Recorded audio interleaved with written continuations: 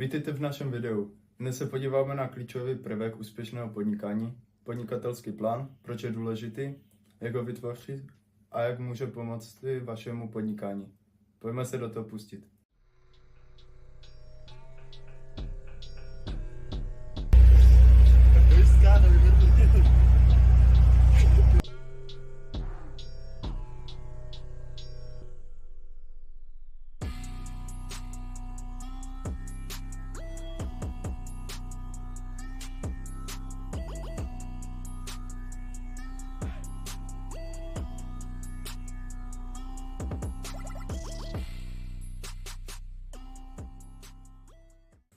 Vítejte v našem videu. Dnes se podíváme na klíčový prvek úspěšného podnikání, podnikatelský plán, proč je důležitý, jak ho vytvořit a jak může pomoct vašemu podnikání. Pojďme se do toho pustit. Podnikatelský plán je podrobný dokument, který popisuje vaši podnikatelskou vizi, cíle a strategie. Obsahuje analýzu trhu, konkurence a marketingové strategie. Je to vaše mapa, která vám pomůže dosáhnout úspěchu. Pomáhá určit, kdo jsou vaši zákazníci a jaké mají potřeby a preference. Umožňuje zjistit, kdo jsou vaši konkurenti, jejich silné a slabé stránky a jak se od nich odlišit. Umožňuje monitorovat aktuální a budoucí trendy, které mohou ovlivnit vaše podnikání.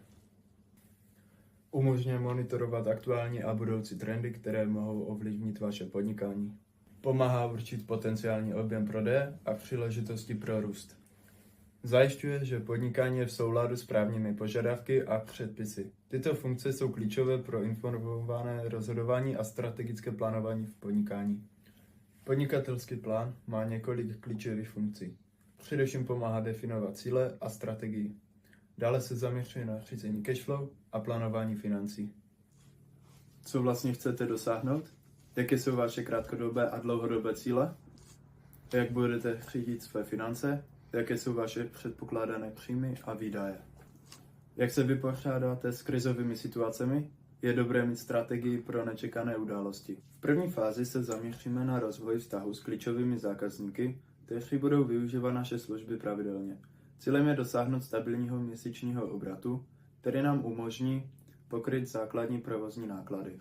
Snížit náklady na palivo a údržbu vozového parku, pomocí efektivnějšího plánování tras a pravidelných kontrol vozidel, implementovat technologie pro sledování tras a monitorování spotřeby paliva.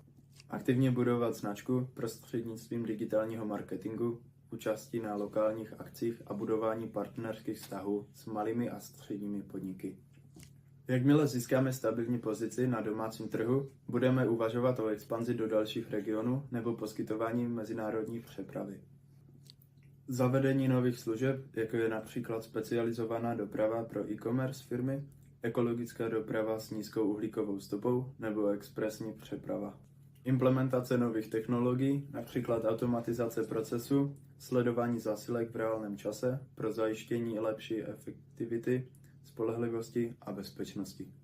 Dlouhodobým cílem pro provozování ekologických vozidel, elektrických nákladních vozů, aplikace zelené logistiky. Přeprava zboží pro komerční a individuální zákazníky. Příjmy budou generovány podle typu služby, standardní přeprava, expresní přeprava, nadměrné a nebezpečná nákladní doprava. Poskytování logistických služeb, skladování a distribuce, zajištění pojištění zásilek, speciální přepravky.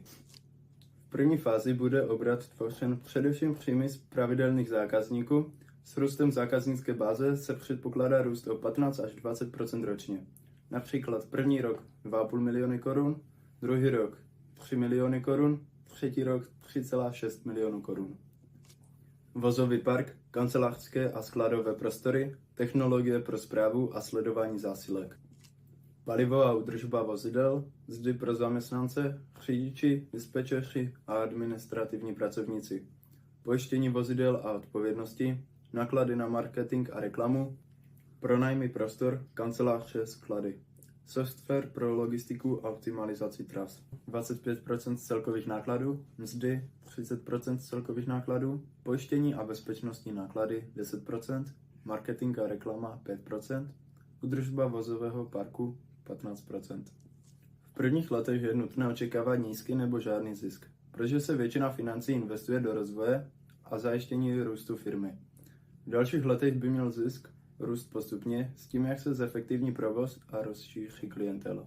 Vzhledem k povaze dopravního biznisu je důležité mít dostatečnou hotovost pro pokrytí krátkodobých nákladů, zejména paliva a údržby vozového parku. K tomu se doporučuje mít v rezervě alespoň 3měsíční náklady na provoz firmy. Ceny paliv mohou výrazně ovlivnit náklady na provoz. Možným řešením je zavedení pravidelných revizí cen pro zákazníky a hledání alternativních paliv, například CNG nebo elektrická vozidla. Přírodní události mohou narušit přepravní trasy, zpomalit dodávky a zvýšit náklady na opravy. V tomto případě bude kladen důraz na pojištění a optimalizaci tras, alternativní trasy pro krizové situace.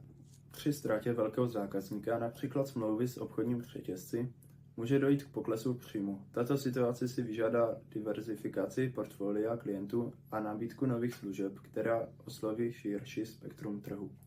Dopravní pojištění pro vozidla, náklady a zboží pokryje většinu neočekávaných událostí. Je důležité mít i pojištění pro případy zpoždění, poškození nebo ztráty zboží. Založení nového podniku je rozhodující fáze, která vyžaduje jasnou vizi a dobře promyšlený podnikatelský plán. Tento plán není jen formálním dokumentem pro investory nebo banky, ale především nástrojem pro samotného podnikatele, který pomáhá definovat klíčové kroky, jak dosáhnout úspěchu. Co chcete dosáhnout s vaším podnikem? Jaké jsou dlouhodobé cíle, například stát se lídrem na trhu regionální dopravy? Jakými konkrétními kroky a hodnotami chcete dosáhnout této vize? Například naším cílem je poskytovat rychlou, spolehlivou a cenově dostupnou přepravu pro malé a střední podniky v České republice a následně i na evropském trhu. Kdo jsou vaši zákazníci? Pro dopravní firmu to mohou být například e-commerce firmy, výrobní společnosti, velké obchody nebo jednotliví spotřebitelé hledající spolehlivou osobní dopravu. A jaké jsou silné a slabé stránky konkurence? Jaké mezery na trhu můžete využít? Jaký typ úvěru by pro vás byl vhodný? Krátkodobý, dlouhodobý? Jakým způsobem plánujete splácet úvěr? Měsíční splátky, sezónní splácení?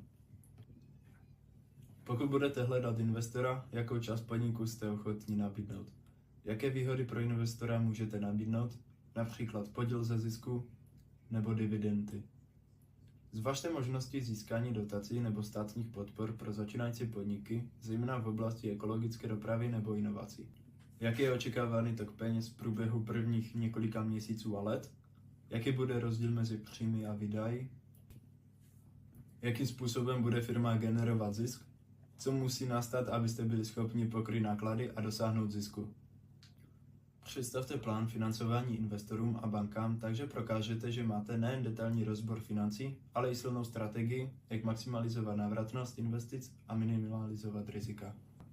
I zavedené firmy potřebují plán pro růst a expanzi, aby zůstaly konkurenceschopné a dokázali využít nové příležitosti expanze. Může zahrnovat různé aspekty, rozšíření geografického dosahu, rozšíření nabídky služeb nebo implementace nových technologií. Jak plánujete expandovat na nové trhy? Jaké další služby? Například expresní doručení, přeprava nadměrných nákladů, ekologická doprava. Chcete přidat k nabídce? Například můžete začít nabízet služby pro specializované sektory, jako jsou farmaceutické firmy, potravinářství nebo e-commerce. Investice do technologií, které vám umožní optimalizovat trasy, zlepšit sledování zásilek a vylepšit efektivitu správy vozového parku. Pokud máte v plánu přidat online služby, například rezervace přepravy, sledování zásilek, budete muset investovat do vývoje nebo implementace IT řešení. Jak plánujete oslovit nové zákazníky? Plánujete využívat online marketing, SEO, PPC, sociální sítě, tradiční reklamu nebo osobní kontakt? Můžete navázat spolupráci s dalšími firmami, například velkými obchodními řetězci, výrobci nebo online obchody, které budou pravidelně potřebovat přepravu. Poptávka po ekologických a udržitelných řešeních stále roste. Investice do elektrických nebo hybridních vozidel a alternativních paliv může být atraktivním pro ekologicky smýšlející zákazníky a otevře vám nové trhy. Připravený krizový plán je klíčové pro přežití a dlouhodobý úspěch. Co by se stalo, kdyby došlo k recesi? Jak byste reagovali na pokles poptávky nebo zvýšení cen paliv? Jaké máte plány na náhradní trasy nebo náhradní dodavatele v případě výpadku? Jak budete komunikovat se svými zaměstnanci, pokud se firma dostane do krize? Jaká opatření budou přijaté pro snížení nákladů, například dočasné uzavření některých tras, omezení pracovní doby? Jak komunikovat s klienty a partnery o změnách ve službách, co dělat pro udržení jejich důvěry? Udržujte dostatečné finanční rezervy na pokrytí krizových období. Různorodé příjmy a zákazníci vám pomohou minimalizovat riziko výpadku, diverzifikace do 40 mini. Různorodé příjmy a zákazníci vám pomohou minimalizovat riziko výpadku. Podnikatelský plán je nezbytným nástrojem pro každého, kdo chce uspět v podnikání, ať už jste začátečník nebo zkušený podnikatel. Dobře promyšlený plán vám pomůže orientovat se v cestě k úspěchu.